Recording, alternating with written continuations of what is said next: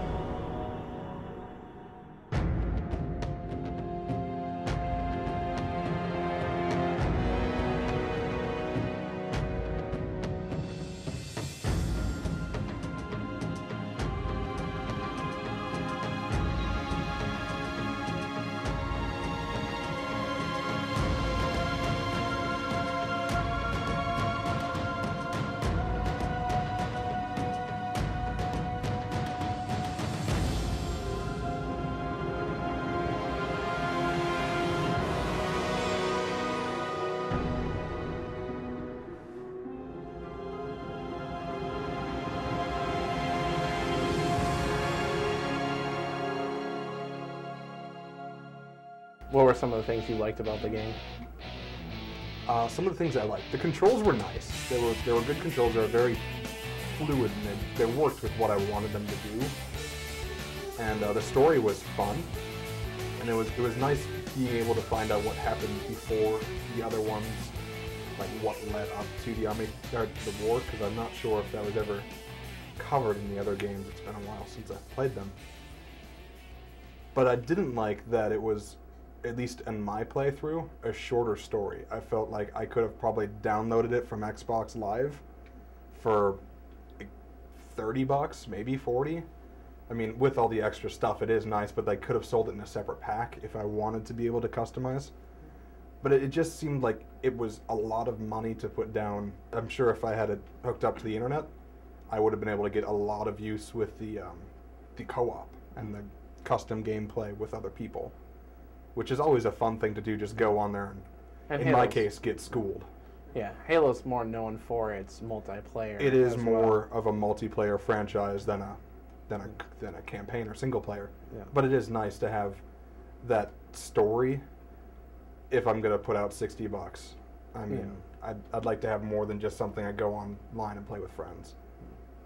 Yeah, I liked the controls. I mean, they're the standard controls throughout the Halo series, which was nice, and I really like the Halo series, and I'm used to those controls. They kept that pretty much similar between I don't know, the black and the white button to change grenade types aren't around anymore. They now have the trigger buttons instead. And the bumpers? Yeah, the bumpers instead of the black and white buttons from Xbox One.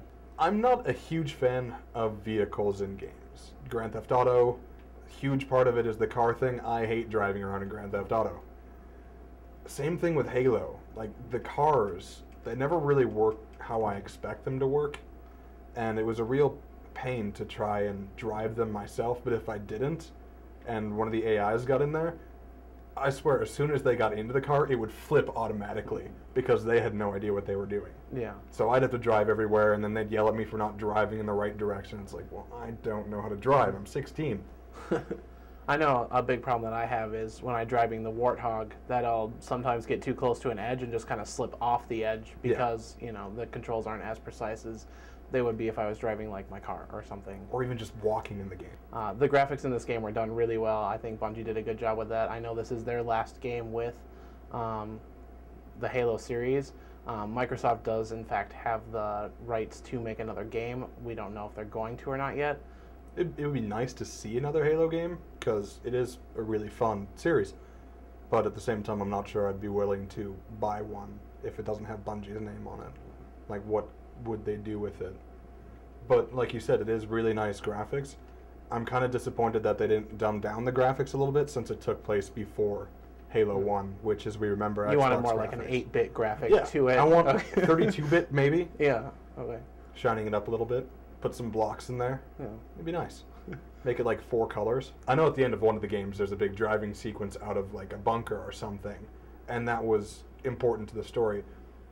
And there was one part in this game where you fly, in space in a ship, a customized jet thingy. But it didn't seem like there was a lot of parts where it was pivotal to the story to have a vehicle, and that seemed like something, at least in my experience, that was a big driving force in other Halo games.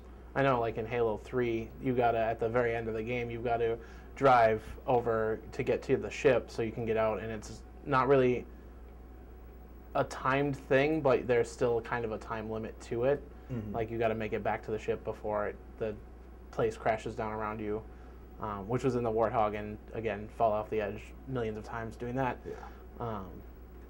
But yeah, in this game, I didn't really use the Warthogs all that much. It was pretty easy to run and from place to place that you needed to go to, or fly in the space scenes, which is really nice. Something I wanted to mention, right here in the corner, is a thing that you can interchange with extra shielding, like a overshield, or a running ability, which apparently, what are they, Spartans?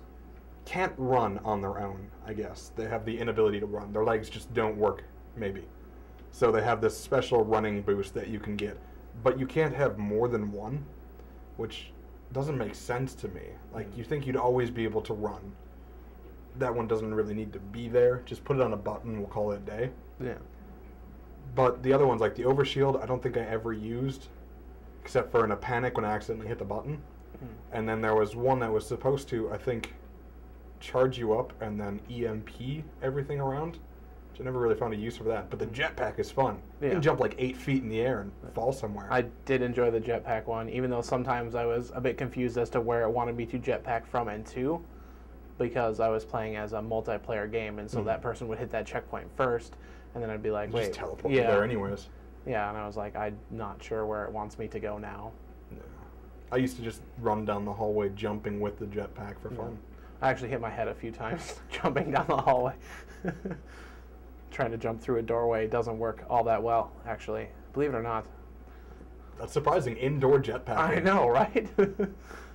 I think there was one time where I tried to jump when I was in a bridge, or going under a bridge, and I hit the side of the bridge, which was pretty funny. They did add a few new vehicles, one of which was the forklift, which I think was odd that they added this stuff even though it's a precursor. You know, that stuff you're not usually used to, you know, using in the other ones. You would think that they would want to keep that more similar, but I understand that they wanted to add more to the game that wasn't already there. Yeah, but why a forklift?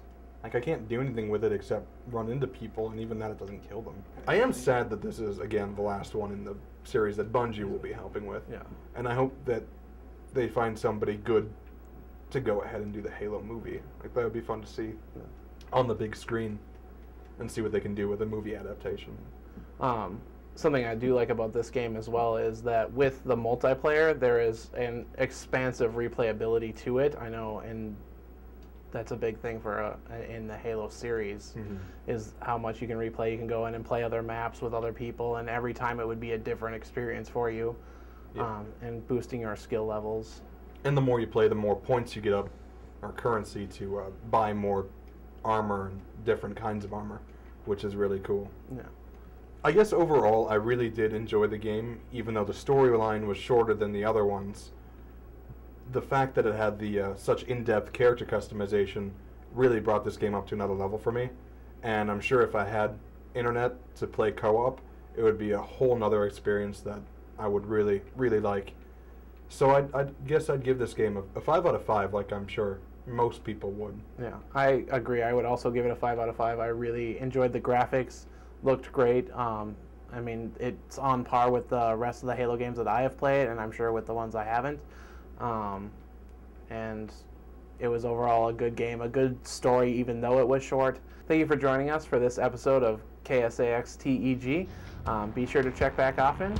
And please remember to rate, comment, and subscribe.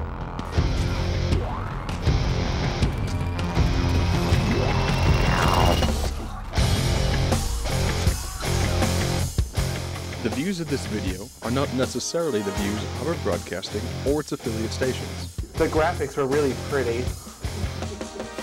They are pretty. Yeah.